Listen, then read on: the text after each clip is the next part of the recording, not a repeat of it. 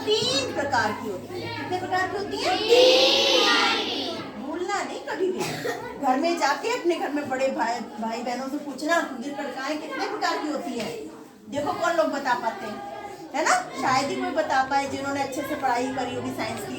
तो 3 प्रकार की होती है। Number 1 red blood cells, RBC, red blood cells. R का मतलब रेड मतलब लाल, ब्लड का मतलब रुधिर, सेल्स का मतलब कणिकाएं, ठीक है। और नंबर 2 WBC, W का मतलब व्हाइट, जिसे हम कहते हैं श्वेत, श्वेत रुधिर कणिकाएं। WBC का फुल फॉर्म है व्हाइट ब्लड सेल्स। ये सब बेटा लर्न करना पड़ेगा, ठीक है। Number 3 blood platelets. अभी रुक जाओ थोड़ा सा, ठीक है। ब्लड प्लेटलेट्स, ब्लड का मतलब रुधिर और प्लेटलेट्स को हम लोग प्लेटलेट्स ही साधारणतः बोलते हैं। तो ये 3 प्रकार के हैं। सबसे पहले हम पहले प्रकार पे आते हैं, लाल रुधिर कणिकाओं पे आते हैं। तो लाल रुधिर कणिकाएं, इनका आकार कैसा होता है?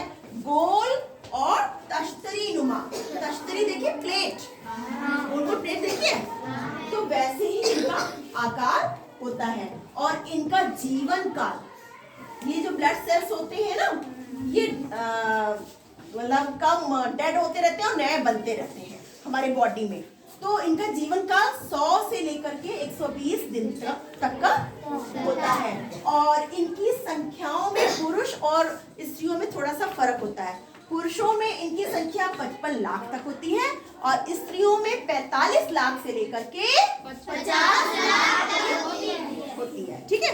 तो अब ये हम लोगों ने इनकी संख्या सीख ली, इनका जीवन काल सीख लिया, इनका और इसका रंग जो होता है लाल रंग होता है, तभी तो इसका नाम भी है रेड ब्लड सेल्स, लाल रुधिर कणिकाएं। इनका लाल रंग किसके कारण होता है? हीमोग्लोबिन के कारण। हीमोग्लोबिन के कारण इसमें इनका लाल रंग होता है।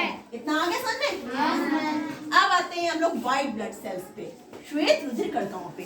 इनका आकार कैसा होता है? इनका आकार अमीबा, जैसे मैंने बताया था अमीबा के बारे में, अमीबा कैसा होता है? टेढ़ा मेढ़ा।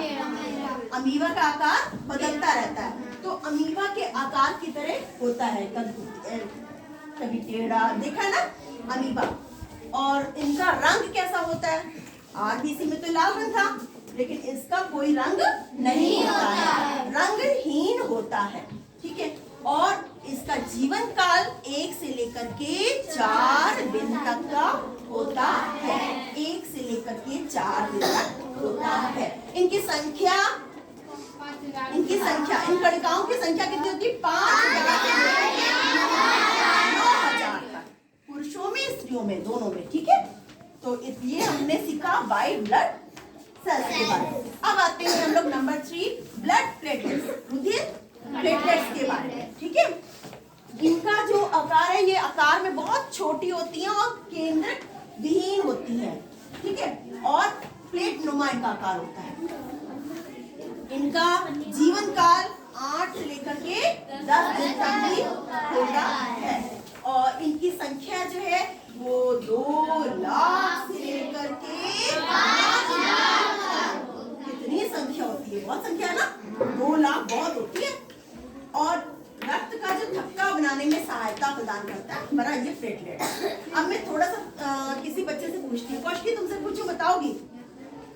बताओ कौन सा रोग ऐसा है जिसमें हम लोग जिसमें कहते हैं कि इसको डेंगू, डेंगू तो चलो मैंने तुम्हें बता दिया।